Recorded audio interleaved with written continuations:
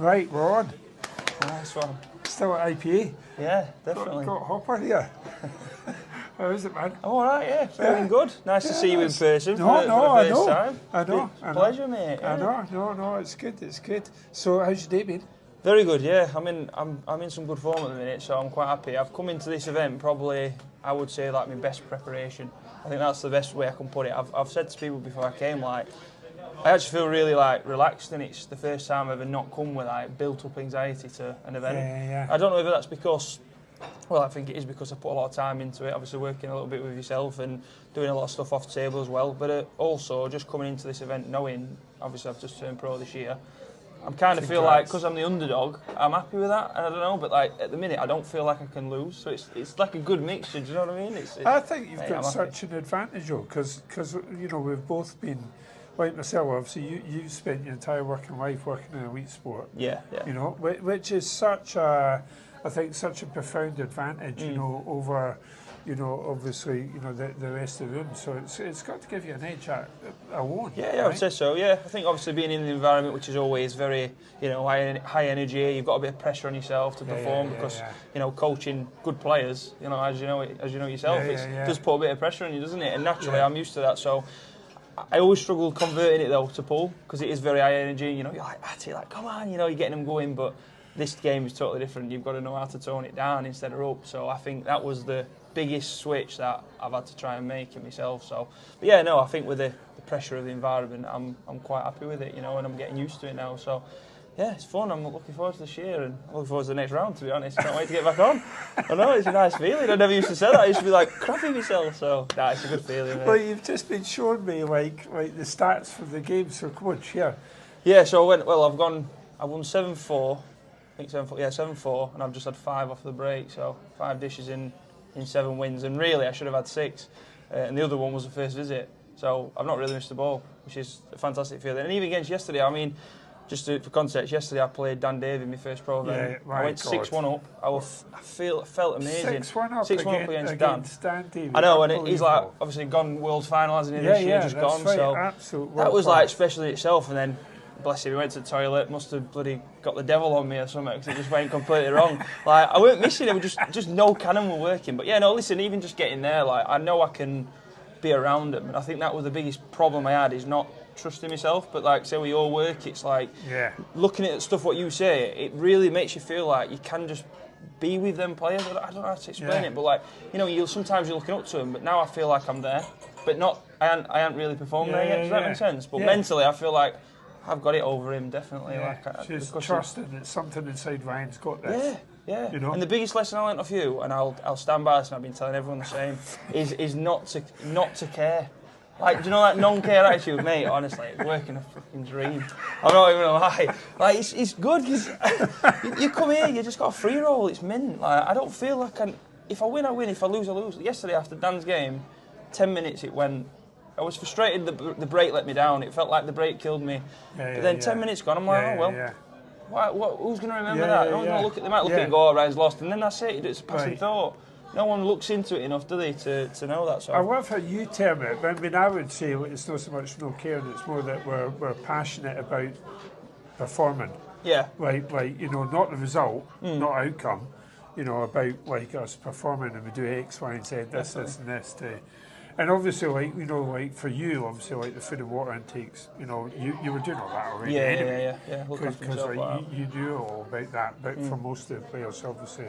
That was a new thing. You know? Yeah.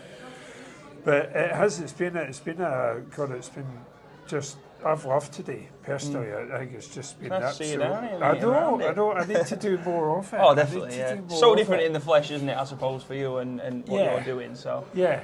Yeah, like complete strangers, like stopping me in the corner, like, I know you. I know you are. See you online all the time. It's good, mate. It's good to have you down. Yeah, no, it is. It's been great, you know, and Emma's, currently in our fourth game of 5, potentially, today.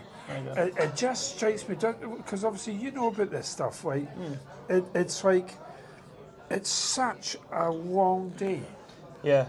you know, in pool events, you know, the World Snooker guys, they've got a piece of cake. It separates out of it, doesn't piece it? Of cake. Yeah. And it's like that food intake, I think, is just I think it's funny you so say that. key. It's funny you say that because I always said to myself, I really struggled with morning games and like the late night ones. So I've got one coming up at 10 tonight. But the biggest change I've had is my sleep, because I'm really bad with sleep. Like my sleeping pattern's just so up and down. But that's one thing I've tried to put right. And regimen. I'll be honest. I've started taking not like it's a supplement, but I don't know if you've heard of it. Shilajit. Have you heard of that? No. It's like Is that it's a natural. thing? It's a natural. No. It's not even a mushroom. It's like it comes in a little pot, right. and it's like a resin. And you basically put it into water. Wow. It's got all like really good natural minerals in it. Okay. Been taking that, and I don't know if it's just a placebo, but I've had it for the last 3 weeks. My sleep's better. But better habits. I'm getting up in the morning a lot fresher. I can sleep better. I'm not getting like I used to get a shoulder ache all the time. I've been having physio as well, so maybe it's a part of that. But I don't know. I just feel really good, like, and I don't feel like anything's stressful. That could Weirdly, help some folk. Wait, what's the? It's called Shilajit. You can find it on Amazon. It just comes in a little pot. It's quite expensive. It's like I think it's like 25 quid. It's a tiny pot, but it lasts quite a bit. And you just put a little bit in water, and it's superbly good. I mean, again, it could be a placebo. I don't know, but like my stepdad takes it, and he swears by it, and he's put me onto it. And weirdly, well, not weirdly, it probably is that, but like it's really just put me in a good frame of mind. Like even like I say, when I'm missing balls, because I'm going to miss, I'm not going to miss Sharon wanting to rip my hair out anymore.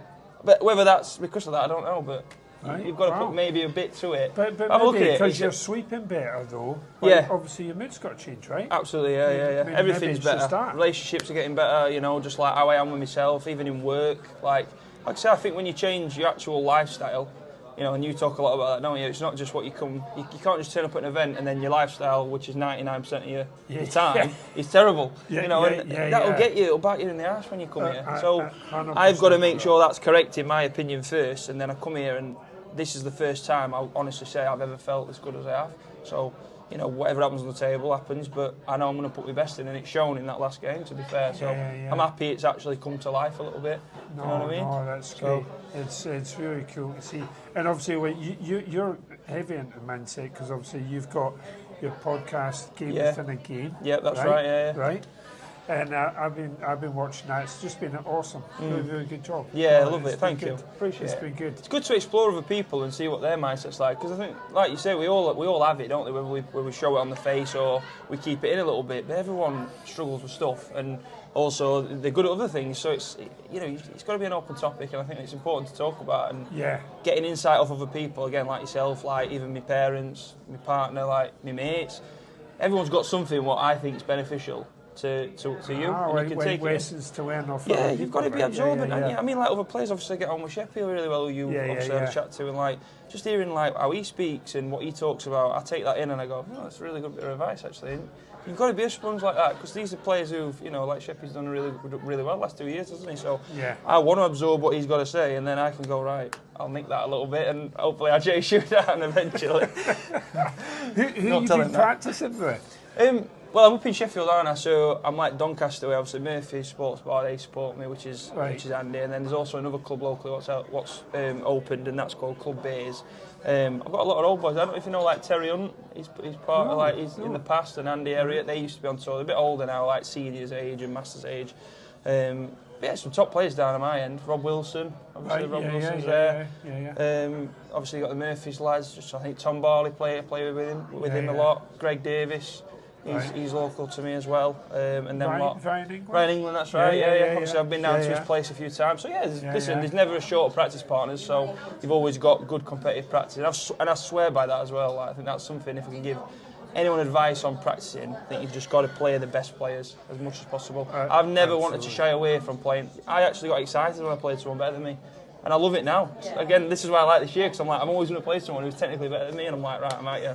Like, if I beat you, you're the one who's going to feel crap, not me. If you beat me, it should happen. So I'm like, whatever. It's great being willing to potentially expose yourself to a drubbing, you know, but look at the lessons you've learned off that. Definitely. In order to get better, we need to play a better opponent. Absolutely. You know, and I think, like you say, like, you know, it's such a great opportunity for that. Obviously, like, it becomes a little bit more closed when you're, say, Jordan Shepherd, like, ticking that box is extremely difficult, you know.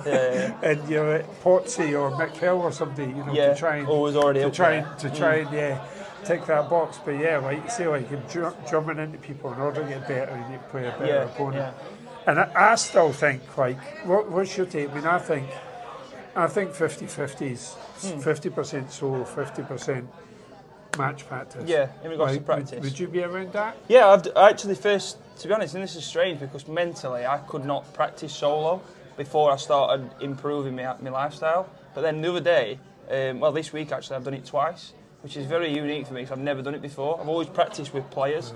And then this week I went down on my own and I didn't not like it. I enjoyed it. I think it helps doing the TikTok and stuff. You know, I'm doing the videos. I started recording a bit, but I actually had like 2 hours straight of like pure just practicing certain shots. And they've come up today and yesterday, and I feel great on them. My little one was like when it's just off the rail. Right. So not stuck on the rail. I don't mind them. Or off it more when it's an inch off, or even half an inch. Yeah. For some reason I hit them thick. So I've just gone like 30, 40 shots straight away, bang, down rail, down rail, down rail. Never done that before. Come here and I'm not missing them. They're the shots I'm getting now. Yeah. And I think I heard it actually on comms.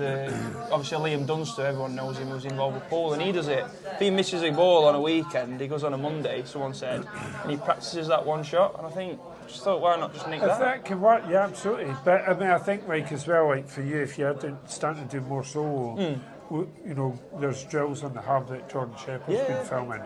Crack on with them. Absolutely, because as I say, like as you'll see in the film, and even Jordan Shepherd doesn't clear them. That's how difficult they are, which obviously turns him inside out, which is quite amusing. But I think it's just so important to be doing both. But it's awesome to see you flourishing, you know, and you know how buzzing you were like to turn pro. You know, it's just absolutely. Awesome. I've just never shied away from. I've obviously been that football background. I've played all my life. Yeah. And then I always wanted to sort of fill that void in a way because obviously I stopped playing quite young at like 17, due to obviously coaching, and I got injured quite bad. And then I thought, right, I've got to keep away from competition, and then obviously pick pool up.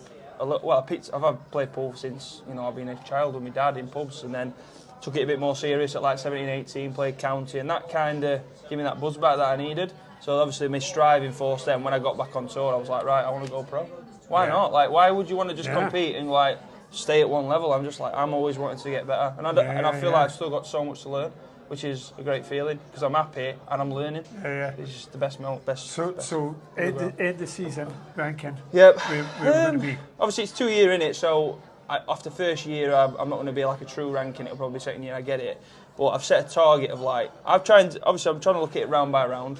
But I do want to try and get a quarter-final or a semi-final. I think that's where a realistic aim is of like where I want to be. But instead of looking too far, because that's been my downfall before, I'm just on performance. You're short-term goals kind of thing. Yeah, I'm just like game by game. I used to really look at my opponent and go, oh God, I've got this player. Now I don't even look at the draw. I just look at the time and I turn up. I do little things like this, but just like I'm not bothered who I play, and then I rock up. Oh, I got you. Hiya, you're right. Like genuinely, I'm just like that's how it is. Stephen Ellis has always done exactly the same. It works for me. It works for me because I'm not getting tied up of like. And another thing I did, and this might be a bit of advice for someone else, is I started to look away from the table when I'm sat down. So if it's my opponent's shot, I don't watch my game. I'll look somewhere else and I'll just observe a different game because it stops me. You know when someone gets a fluke, my biggest downfall was to go, oh my God, how lucky are they? And then you get annoyed about that being a problem. So obviously, and you talk about that quite a bit on your videos, don't you? About trying not to lay it above you. So I just literally now don't even see it. So you're not even acknowledging I'll be sat there just looking at a different table. My table might be there, and I'll just be watching someone else. And then I'll see him walk to his chair, and I'll stand up, and then I'll evaluate then. Well, and to me, my mindset is just like you know, recipes and cooking a meal. You know, there's loads of different ways of doing it. Yeah. And I think, like, you know, if that works for you, then that's awesome. And also, it might change. Yeah. Well, when I go to the match table, I probably can't do that because I'll only have 30 seconds to have a look. I've got to be careful not to do it anywhere else. But yeah, probably on there it'd be different. But yeah, it's working for me at the minute, and I'm making these little changes, and I'm seeing a lot of difference. So it's like. And I knew that when I kicked on with this sort of attitude, I know I'd be in a good place. So I love that talky attitude. So I'm happy, mate. No, thank you so much. For Great to see you, anyway. No, you too, mate. Take care.